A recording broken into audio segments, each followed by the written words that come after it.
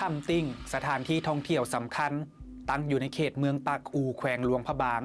กำลังประเสริญกับความเงียบเหงาหลังจากนักท่องเที่ยวลุดลงบ่ฮอด20 คนต่อมือย้อนโครงการก่อสร้างเขื่อนหลวงพระบาง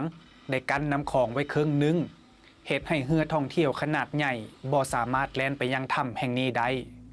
การเล่นเรือไปมากยากเพราะว่าก็กันเกินนี่ไก่ขึ้นลองบ่ได้เมื่อพวกคิวไทยคิวไทยไงขึ้นเมื่ออยู่หน้าเคลื่อนน้อยนี้ขึ้นบ่ได้แล้วเขื่อนตรงนั้นอยู่กองเคลื่อนนี่เล่นทำจริงฮะเรื่องทางเรือนี่ว่านำมันเอาเรือไปบ่ได้ไปน้อยคนนั่นแหละช่วงนี้เขาเจ้าก็งดก็ตัดน้ำหั่นแหละไปอยากได้เพิ่นก็ก็มีแต่เรือน้อยเขาเจ้าไปยากทางเรือนี่ว่านำมันเอาเรือไปบ่ได้การเฮ็ดเขื่อนหลวงพระบางยังส่งผลเฮ็ดให้การท่องเที่ยวทางเรือ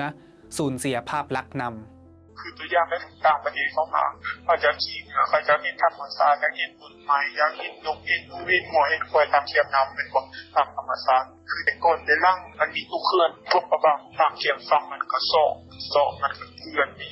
ปัจจุบันการก่อสร้างเขื่อนหลวงพระบางสำเร็จเกือบฮอด 60% แล้วและคาดว่าจะเปิดไซต์ภายในปี 2027